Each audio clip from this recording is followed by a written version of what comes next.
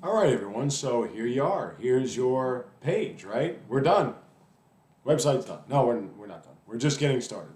So before we start talking about landing pages and where we're going to go from here, let's just take a look at the actual framework itself. So if you go here with Visual Studio, again, this is not Sublime or whatever, this is Visual Studio. If you go with the Visual Studio download, you would say add folder to workspace.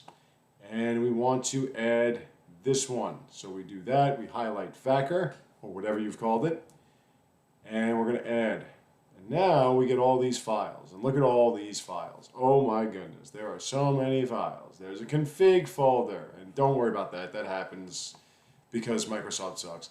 But there's a config file, and there's a boot file, and you have development, and you have production. All these things here basically tell PHP what to tell the website to do when there are errors, when things are loading up. It's all basically frameworks. The way frameworks work is use htaccess or whatever it is that your programming language uses, and from there it sort of tells the server where to look for these files, so you can get clean URLs, which means you just have /this/that, no .phps or whatever.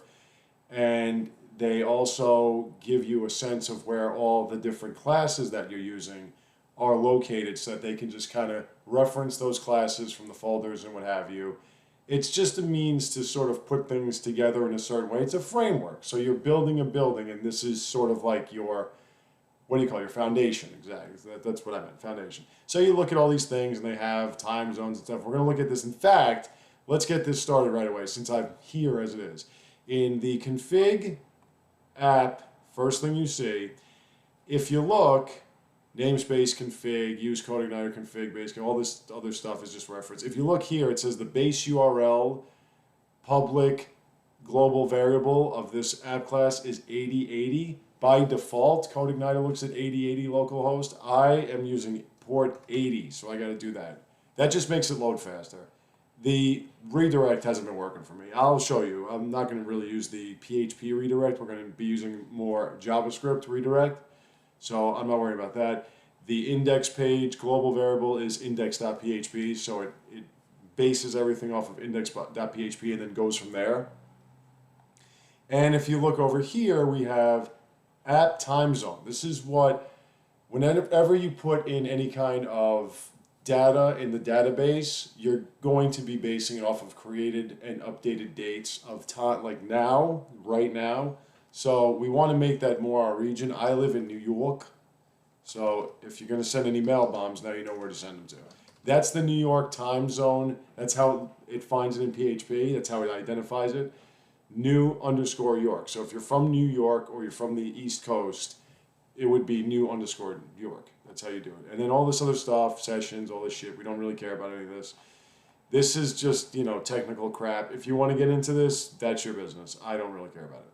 So I'll save that. That's how we set this up. So now it knows, because we're using port 80 and not 8080, it knows to look at port 80 when it does everything. And we also know what time zone we're using. So let's get rid of that. You got auto load. I don't use auto load. You got cache. I definitely don't use cache. You got constants, content, cookie, all this other shit. Cookie's actually interesting, because we're going to get into what sessions and cookies are. I keep scratching myself, excuse me. We're going to get into what cookies and sessions are, more or less. And they're the same thing, but there's one saves for a duration and one just saves as long as the windows are open. And so actually this one, the sessions don't last forever as long as the windows are open. So we'll get into that, like I said. Database, doc types, email. We're not going to be doing auto emails or anything. We're making a basic site just to screw around with, have fun, use some JavaScript, whatever. We're just doing everything basic. And all these other things. Filters, I'm going to talk about filters, but we're not going to really make any filters because, again, my redirect is all screwed up here. So if you're using a virtual server or you're using localhost 8080, I think it wouldn't be a problem in the redirect. If you're not having a problem with the redirect, I'm going to show you what to do with the filters themselves, because authentication is not built in. You have to make it. And any other filters that you have to make them here.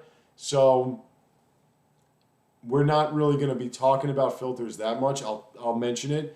But one thing we want to do excuse me, is we want to get rid of the CSRF comment out.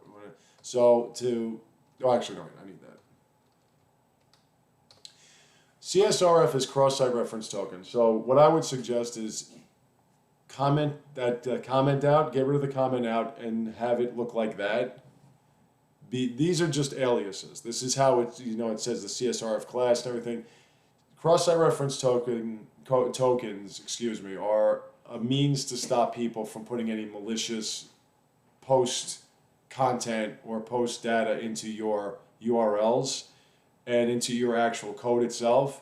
It's a system that's put into the actual framework, and it sort of makes a random string of a tremendous amount of characters, but it recognizes the strings. So it knows, okay, this is acceptable and this isn't. Considering Codeigniter is very lightweight, we're going to have to find a way to not really hack Codeigniter, but we kind of have to do something with Codeigniter when we're doing the non-refresh validation, and when we're doing, like I showed you with the comments and the live key up sort of search bar thing or search area thing. So we're going to have to do something with the cross-site reference tokens. We'll get into that later as well. And all this other stuff, loggers and everything, pagers. If we're going to do pagination, we're not doing pagination. Don't worry. But if you wanted per page, I'm just going to get you started, because again, I'm not really into Codeigniter. I just want to get over with. Validation is validation. We're going to get into that. I do like Codeigniter's validation. That's one thing I'll give Code. I've been bashing it, but that's one thing I'll give it. And of course, view, which basically anything you want to do with your views.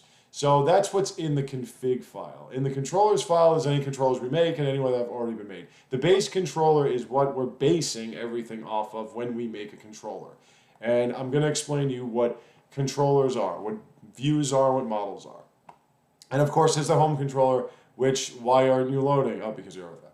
The home controller is showing you, this is the page that it's showing you when you first go into Codeigniter. That's the page. This is where it's coming from. It's coming from the home base controller. We're going to use the home controller, but we're not going to use that page. And we'll go into different ways you can do it. Then there's database, migrations. This is if you're doing everything through the server, if you're doing everything through the operating system, the digital operating system. If you're, that terminal down there, if you're doing everything through that terminal with Spark or whatever, it would be doing migrations, seeds, all that other stuff. That's for testing and whatever. Filters, like I was talking about, that's where you would put your filters. Helpers are different. Helpers are means to make forms. There's a form helper, so it makes putting forms together easier and everything. I don't use helpers. I do everything with my own elbow grease, baby. Language, libraries, not really looking at models. Models very important. We're going to be using that. Third party, whatever, views, also very important. This is where the pages are coming from that you actually view on the screen. And of course, the htaccess file here. Now, public is where you want to put all your files that you want people to see. And the views are going to be referencing those files. So your JavaScript, your CSS, and your images are going to go in here. So since I said that, let's make some folders. CSS. This is so you can keep things in a nice, neat little package. Trust me, I used to ignore folders, and then I became a huge fan of folders, because when you don't have folders, you got files all over the place, you can't reference anything. Make your folders. Make as many as possible. And images. And within the images folder, I'm also going to create another folder called landing for the landing page, and another one called users. Users for the users and their pictures. Scattered pictures. Okay, so the index.php is what's running all this. And when you saw that index.php global variable back in the config or whatever, this is what it's basing everything off of. It's taking everything from here. Define is just defining a global variable. Dir is just a directory and everything. These are just variables that they make themselves. And I'm scratching myself again. And then, of course, app run. Just runs it. Not a big deal. You don't need to worry about that.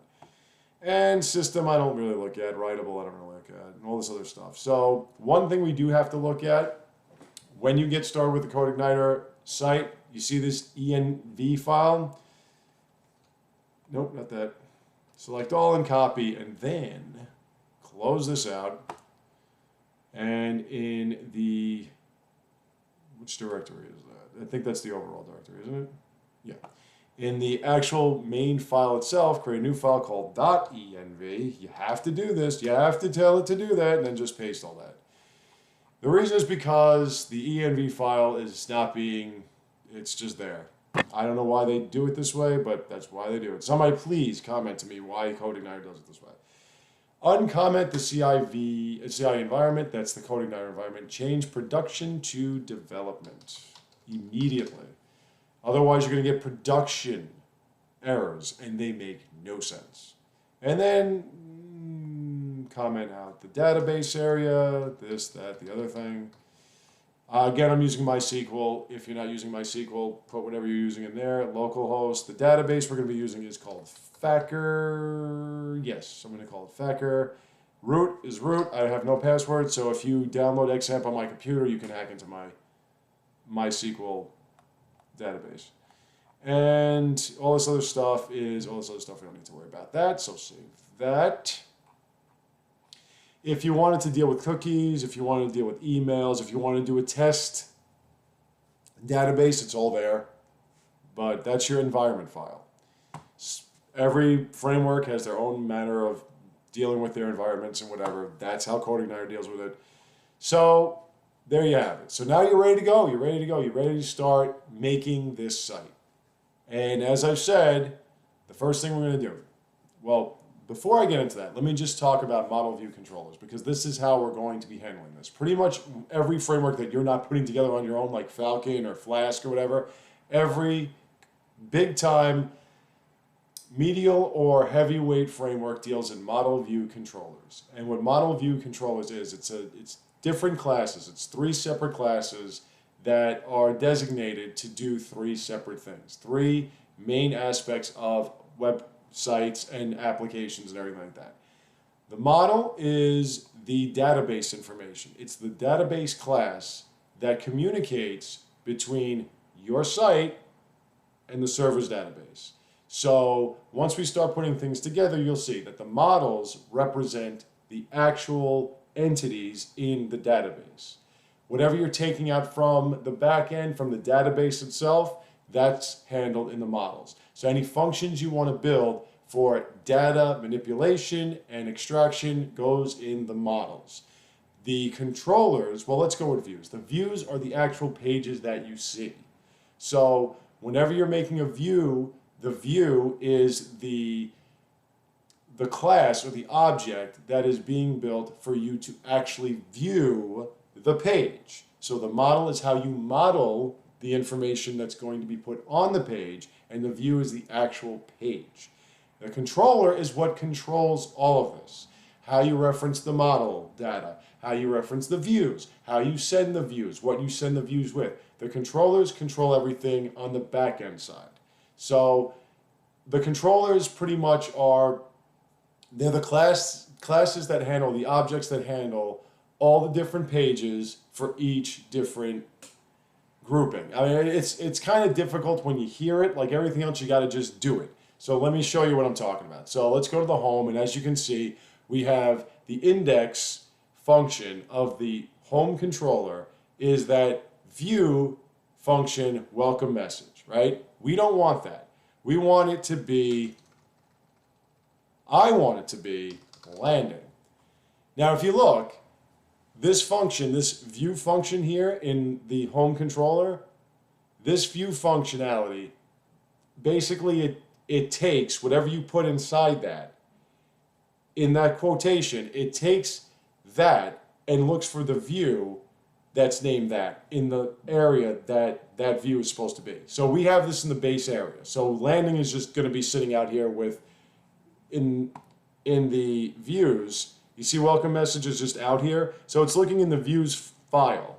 And in the views file, it'll see landing, because we're going to go to views. We're going to make a new file. We're going to call it landing. And we're going to have to .php that mother sucker. So now it looks in the view, that view function looks in the view folder, and it finds landing.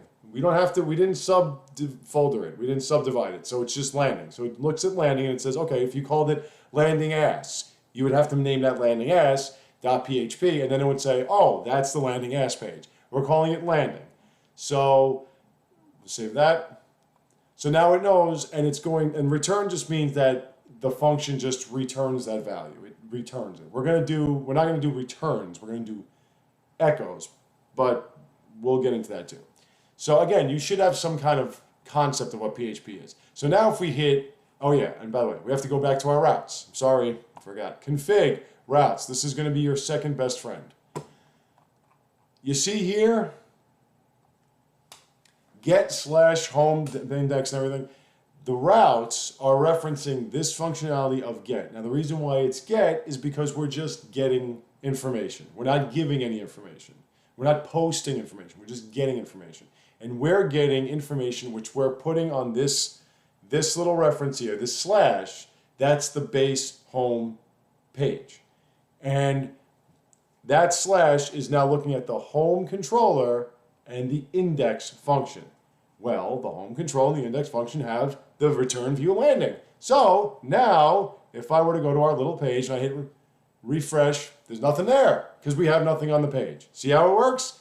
View, landing, bammo. There you go. So that's how you do that. That's how you get your own landing page. Now, if you wanted to just edit the welcome message page, you could do that too. I'm just going to do the landing thing. That's how I do it. Look, everything that I'm showing you is not the only way to do these things. This is the way that I felt more comfortable doing. It's up to you to sort of venture off on your own and do your own thing. If you look at other people, they'll have a million different functions and references and everything. It all does the same shit, okay? It's up to you how you want to do it. None of this is more security. None of this has more functionality. None of it is easier. It's just whatever you feel comfortable with. This is how I feel comfortable. And I hope I make you feel comfortable programming in the manner that I do. So now if you looked at that original page, what we had was we had two link sides on the top, a message in the middle, and we had pictures in the background. So the way we're going to put that together is real simple. We are going to have to first off get the heading. And when you're doing anything with HTML, this is HTML5 heading. Doc type HTML, HTML lang in whatever you want it to be, viewport, all that stuff. As you saw, when I just did exclamation point, because I have Visual Studio Code and I have all those extensions and everything, if you look here, there's that one exclamation point. If I hit that, I get all that. So I don't have to type all that. If you want to type all that on your own, go right ahead. The title we're going to put in there, the title is what shows up here.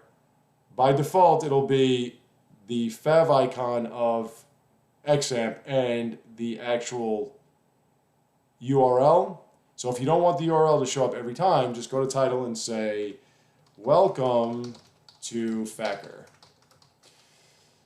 Or whatever you want to put. Now we need to reference the CSS files that we're going to be using and the JavaScript files. So we go link. And if you go link in there, like I said, if you use the extensions to CSS, style sheet. The style sheet here, we're going to have to reference the whole thing for me. Facker, public, CSS. We call this landing.css. And we're also going to do,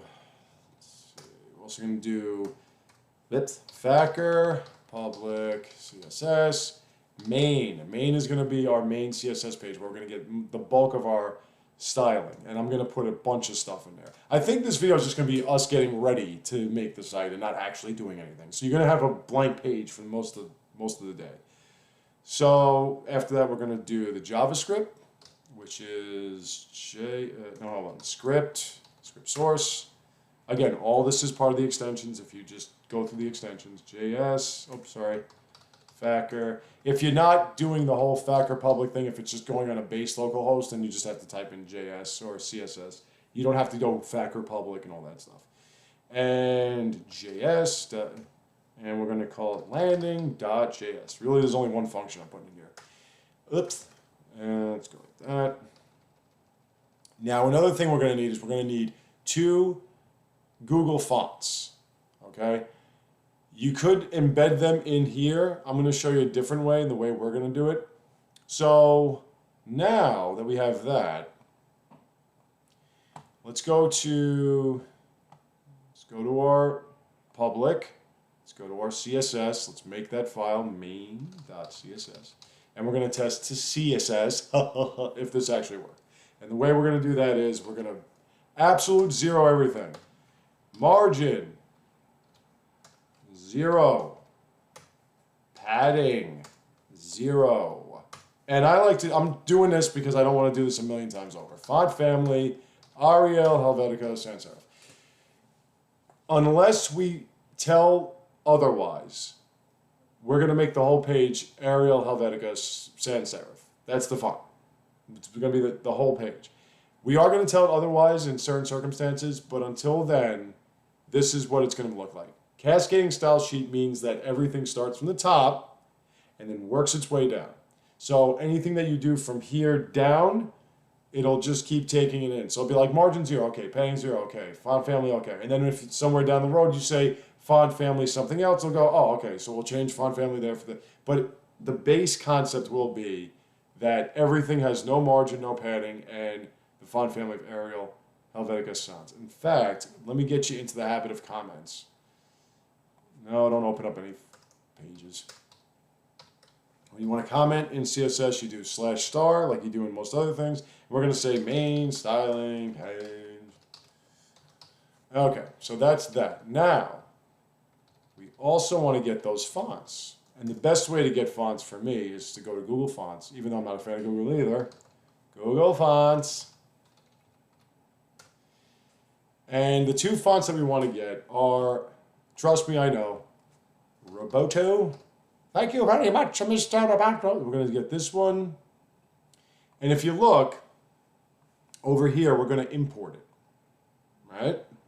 Now my head's blocking away. Let me see. I can drag that up, but whatever.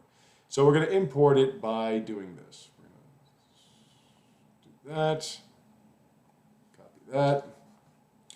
And the one thing you're going to notice is we have this 100. We don't want that 100. We want that out. We want all the font family thing. I think, was it that? I think it's that. Oh, it's already got everything in there. Okay, whatever. We don't have to worry about them. Hold on a second. Let me just reference. Excuse me. Let me go to my other one. Let me go to public CSS. There's some things we're going to have to reference, so don't mind me. Google Fonts for this. Yeah, I'll just do it like this.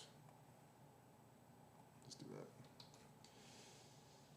The way you want the fonts to look is I told you not to copy and paste and copy and paste. The way you want the fonts to look in terms of when you import it or whatever is you want the URL to read like this.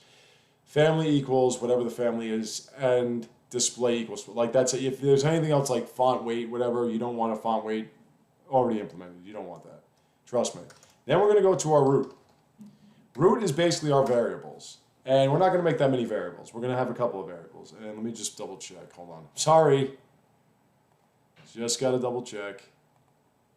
It's not new to me, but it's just something I haven't been used to using. I've always done everything. I've never used variables in CSS. But I like them. They're fun. They don't really make any difference in terms of, yeah, okay, that's it. They don't make any difference in terms of what you're typing, but it's just better not to... Primary color. Yeah, color. And the primary color we're going to make is RGB. I want to do something different. 50... 160, 245. Red, green, blue. That's what that means. What does that look like? Not bad. We'll go secondary color. I guess we'll call it that. We're not using, and we'll make it a little darker. We're not using Bootstrap, but we're using their sort of indications. 190. Let's see what that looks like. I want somewhat of it. It's darker. That's good enough for me. And primary font, RGBA. RGBA is that you have a brightness indicator. 0.4? 0.4 should be good. I like spaces and everything. And I think that's it. I think that would be okay. Let me think. Primary font. I got one. Actually, we'll wait for that.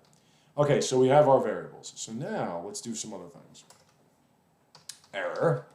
Make an error variable. We'll say position absolute.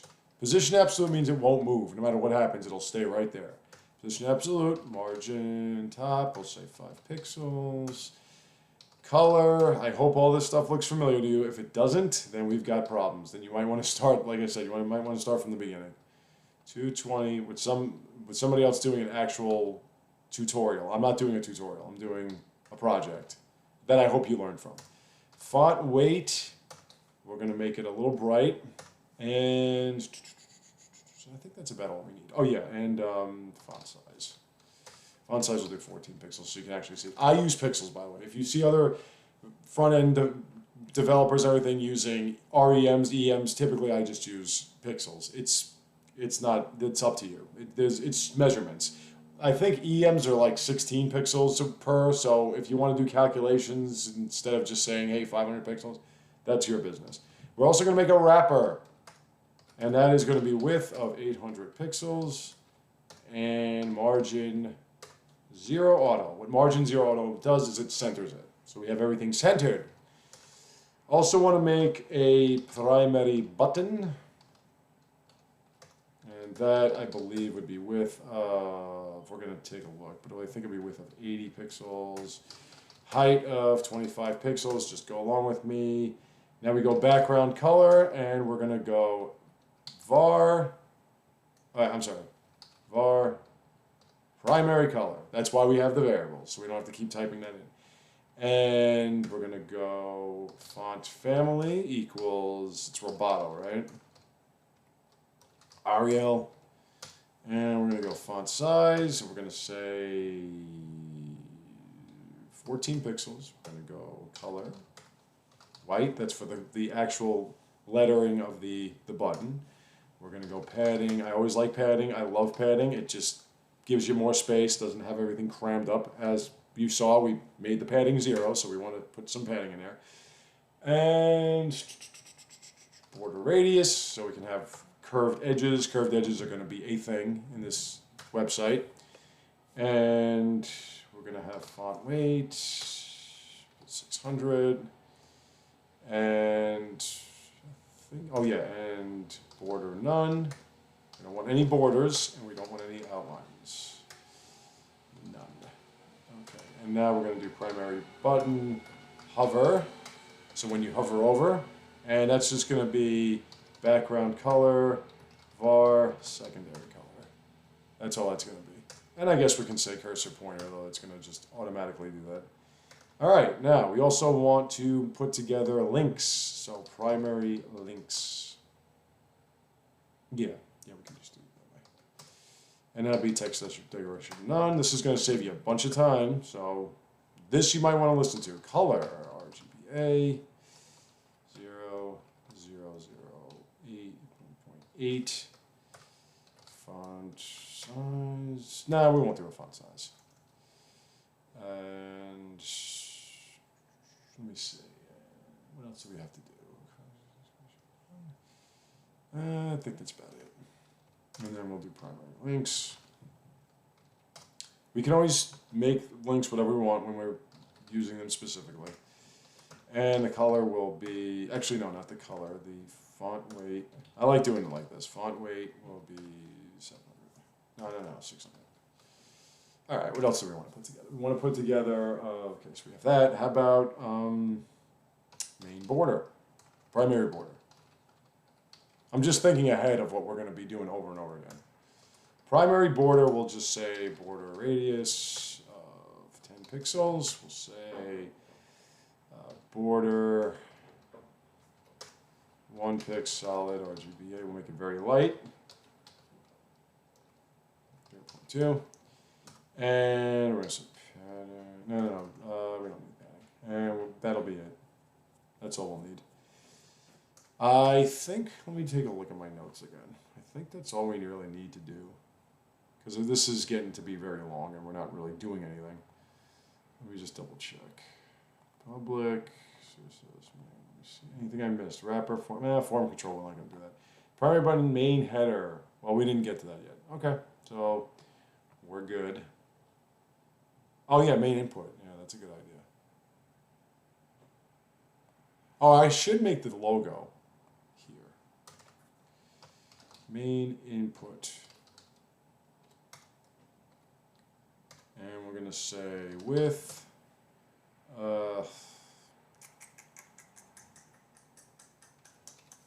Just do that. Padding. No, actually, no. I don't want to put in a width. Don't want to put in a width. I realized something. Padding 5 pixels. Height. This is CSS. It's trial and error. I don't really like it, but I do it. I appreciate the results, but I don't. The getting into it is a pain in the ass. Text. No. Font size. 16 pixels. Is this like an hour long or some shit? It's gonna be a while. And font family we have to worry about. I hope not anyway. Well, we might as well just for the sake of it. Height is fine. Border. 1 pix. Solid. RGBA. We'll do that. And we'll do border radius. Didn't do that yet. 5 pixels. And we'll do outline. The reason why you say outline none is because you don't want to click into it and then you see this box around it. That's what the outline is. The outline is this box around you don't want that. It's pathetic. And then main input. Focus means when you're actually in the input, when the cursor is in the input, that's what focus means. And we're going to go border 2 pix solid var. And that's, again, this is all just my reference. You can do whatever you want to do with it. It's up to you.